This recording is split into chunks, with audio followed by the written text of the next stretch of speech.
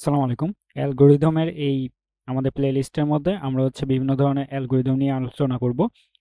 আমাদের অ্যালগরিদমগুলো মূলত আমাদের এখানে গ্রাফ ইউজ করে করা হবে। তো গ্রাফ ইউজ করে করা হবে যেহেতু আমাদের শুরুতে গ্রাফের বেসিক রিলেটেড আমরা কয়েকটা ভিডিও থাকবে, যেহেতু আমাদের যাতে আমাদের গ্রাফ নিয়ে ভালো একটা আইডিয়া থাকে, তাহলে আমরা অ্যালগরিদমগুলো ভালো মতো বুঝতে পারবো। তাহলে এই ভিডিওতে আমরা দেখব আমরা যে ডাটা স্ট্রাকচারে আমরা ট্রি দেখে এসেছিলাম, ওই ট্রি এর সাথে গ্রাফের কি ডিফারেন্সগুলো রয়েছে, সেই ডিফারেন্সগুলো আমরা এখানে আলোচনা করব। তাহলে আমরা শুরু করা যাক। আমাদের প্রথম যে ডিফারেন্স ট্রি এন্ড গ্রাফের মধ্যে, সেটা আমাদের মাল্টিপল এজ। অর্থাৎ আমাদের ট্রি এর মধ্যে আমরা দেখেছিলাম আমাদের ট্রি যদি ইমেজটা দেখি আমরা, আমাদের ট্রি ছিল এরকম। তাহলে এই ট্রি এর মধ্যে আমরা কোনো মাল্টিপল এজ দেখতে পাচ্ছি না। অর্থাৎ আমাদের 0 থেকে 1 এ যাওয়ার জন্য একটাই এজ, দেন 0 থেকে 2 এ যাওয়ার জন্য একটাই এজ। তাহলে আমরা এখানে এই ট্রি এর মধ্যে কোনো মাল্টিপল এজ দেখতে পাচ্ছি না। কিন্তু আমাদের গ্রাফ, এটাকে যদি একটা গ্রাফ কল্পনা করি, আমরা 0 থেকে 1 এ এই রাস্তায়ও যাওয়া যায়। গ্রাফের মধ্যে কিন্তু আমরা এখানে আরেকটা রাস্তাও কিন্তু তৈরি করতে পারি। অর্থাৎ 0 থেকে 1 এ যাওয়ার জন্য এটাও একটা রাস্তা হতে পারে। তো আমরা যখন পরবর্তী ভিডিওগুলো দেখব, তখন কিন্তু আমরা একটা ওয়েটেড গ্রাফ নিয়ে আলোচনা করব, যেখানে আমাদের 0 থেকে 1 এ যেতে এই রাস্তা দিয়ে যদি 2 টাকা লাগে, আমাদের এই রাস্তা দিয়ে আমাদের ধরো 10 টাকা লাগে। তো এভাবে আমরা গ্রাফকে কল্পনা করতে পারি। মাল্টিপল এজ কিন্তু আমাদের গ্রাফের মধ্যে থাকতে পারে, কিন্তু ট্রি এ আমাদের কোনো মাল্টিপল এজ থাকে না।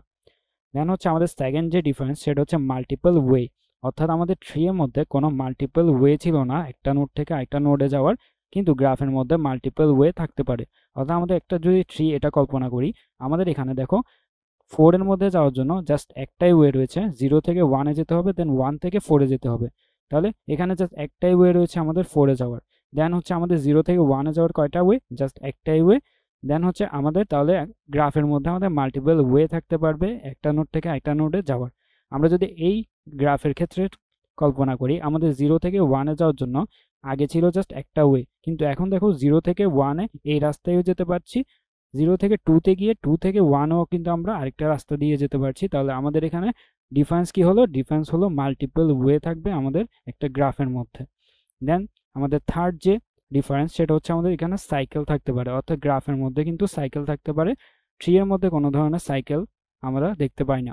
তাহলে আমরা এখানে দেখো কোনো ধরনের কিন্তু সাইকেল নেই। অর্থাৎ আমাদের এখানে কোনো সাইকেল তৈরি করতে পারে না আমাদের ট্রি, কিন্তু আমাদের গ্রাফের মধ্যে কিন্তু এখানে দেখো একটা সাইকেল তৈরি হয়েছে। অর্থাৎ 0 থেকে 2তে, 2 থেকে 1-এ, দেন 1 থেকে আমরা 0-তে।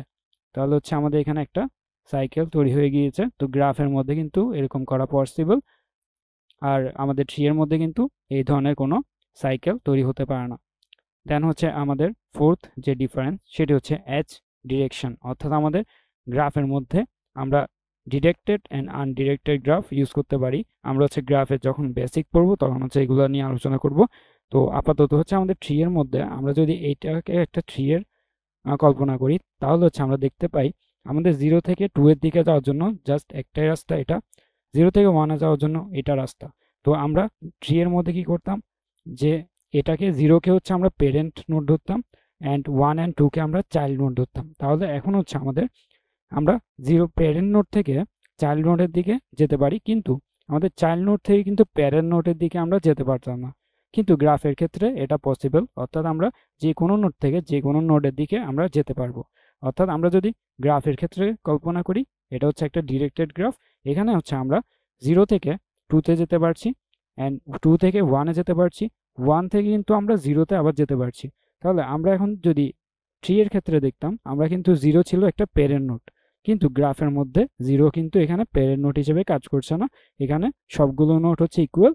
তাহলে আমরা যে কোনো নোড থেকে যে কোনো নোডের দিকে যেতে পারি। তাহলে এখানে আমাদের এজ ডিরেকশন পসিবল হয়। অর্থাৎ আমাদের এখানে 0 থেকে 1-এ যেহেতু 1 থেকে 0-তেও যেতে পারছি, এখানে কিন্তু আরেকটা ডিরেকশন থাকতে পারে, এদিকে 0 থেকে 1-এর দিকেও আমরা আসতে পারবো।